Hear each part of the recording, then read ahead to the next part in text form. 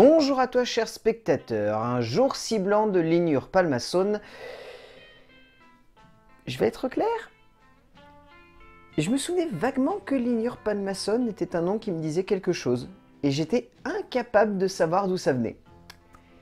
Donc avec cette base placée, je n'attendais pas grand chose d'un jour si blanc, j'avais vaguement entendu des petits retours venant de la semaine de la critique au Festival de Cannes, mais rien de très concret, hein. Le film était un peu passé inaperçu, et vaguement certains avis disaient que ça avait l'air d'être un polar plutôt prenant, un peu froid mais assez intense, avec une jolie esthétique, donc je me suis dit pourquoi pas. Le résumé pour faire simple, Ingimundur est un commissaire de police dans un petit village islandais, alors que sa femme vient juste de mourir d'un accident de voiture et qu'il vient de s'engager dans la construction d'une maison pour sa fille, de vieux démons entourant sa femme et leur passé amoureux ressurgissent.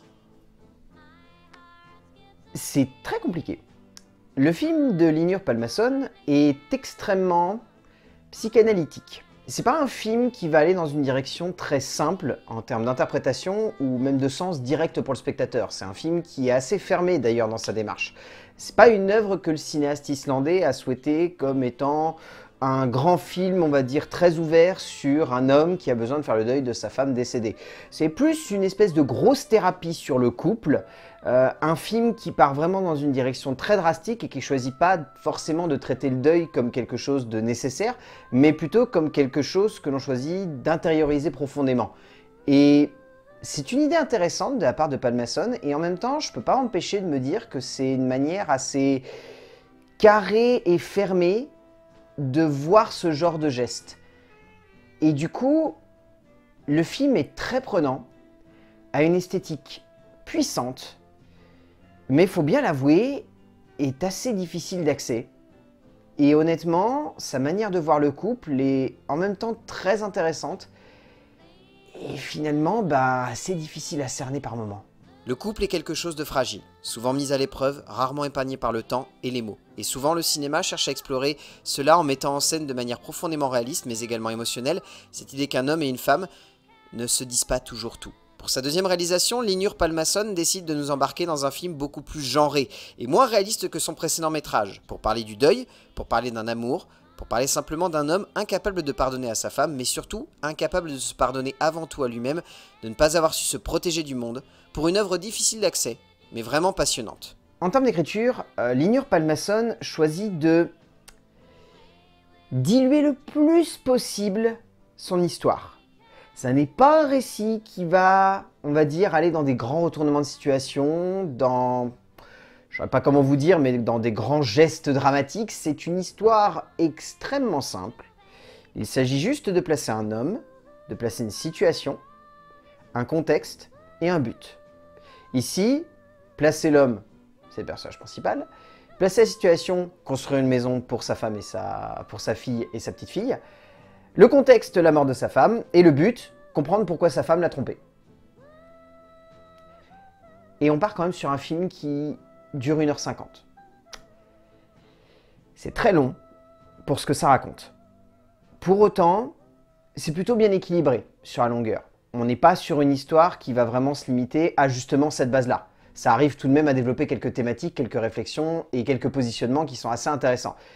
Mais, alors franchement, le film est bourré de métaphores. Quand je vous disais que c'était un film psychanalytique, je le pense profondément. Je pense que c'est un film qui veut vraiment aller dans la psyché la plus profonde de cet homme pour réussir à cerner qu'est-ce qui se passe dans son crâne. On en parlera ensuite, la mise en scène va énormément aussi dans cette direction. On choisit d'appuyer des imageries ou en tout cas des visuels qui sont très impactants sur le spectateur et qui consistent vraiment à pas uniquement se centrer sur est-ce que ce personnage va faire ci ou faire ça, mais plus qu'est-ce qui se passe à ce moment-là dans sa tête pour que finalement il arrive à cette explication. Et en même temps, je trouve la démarche passionnante, en même temps je peux pas m'empêcher de me dire que c'est quand même hyper fermé, parce que si tu choisis d'en faire une œuvre psychanalytique, ton scénario il est vraiment limité à sa base. Et donc le spectateur, il va avoir envie peut-être d'y voir quelque chose de personnel, et sinon il va complètement passer à côté de la plaque. Et c'est une idée très intéressante, et en même temps c'est assez vain finalement comme démarche. Il est clair que dans son écriture, Palmason a souhaité avant tout mettre en scène l'histoire d'un homme, cherchant simplement à comprendre comment faire face à un deuil dont il ignore l'origine, et surtout, dont il ignore à quel point il aura une importance sur sa manière de voir sa famille, et notamment ici sa petite fille. L'auteur islandais met en avant avec subtilité et élégance le questionnement interne de cet homme, mais a peut-être un peu trop tendance à se perdre dans une forme de facilité dramatique et cinématographique qui nous perd, nous, justement, mais qui surtout ne sait pas forcément toujours comment nous emmener dans la meilleure direction d'interprétation et de compréhension du personnage. En termes de mise en scène, je peux pas m'empêcher de revoir le cinéaste que j'avais découvert avec Winter Brothers, parce que on est exactement sur le même travail du grain. Ici, il n'y a pas ce côté vraiment particulier qu'avait Winter Brothers. Pour le coup, Winter Brothers, c'était un film qui se servait d'une pellicule tellement crasse et tellement atypique que forcément, rien que par le biais des premières minutes, on savait ce à quoi on avait affaire. On avait affaire à une œuvre d'un cinéaste qui avait envie de rendre son film très organique. Ici, il faut plutôt voir dans la manière avec laquelle Palmason gère sa mise en scène un besoin d'amener une forme de brutalité dans l'image. C'est-à-dire que le film, lorsque j'ai vu qu'il avait un avertissement, je me suis demandé pourquoi il avait un avertissement. Parce que le sujet, hormis vaguement une imagerie de fin qui semblait vouloir aller dans cette direction, ça semblait pas être si gore ou violent que ça. Et finalement, le travail de l'esthétique, le jeu avec l'ambiance, le travail de la musique, cette atmosphère très pesante dans cette campagne nordique où vraiment la brume est un personnage à part entière. On se croirait presque dans Silent Hill par instant.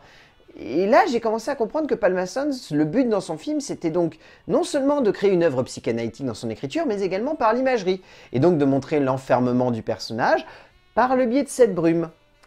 Et la phrase d'ouverture qui annonce que un jour si blanc pourrait faire en sorte que l'on retrouve les morts, finalement, ça évoque simplement que les morts, ils n'ont jamais vraiment quitté la tête du personnage principal. Et après, alors là, genre imagerie un petit peu pompeuse, genre je vais prendre une pierre qui est au milieu de la route et que je me suis pris et qui littéralement m'est passé dessous, et je vais la lancer et elle va refaire le même chemin que ma femme.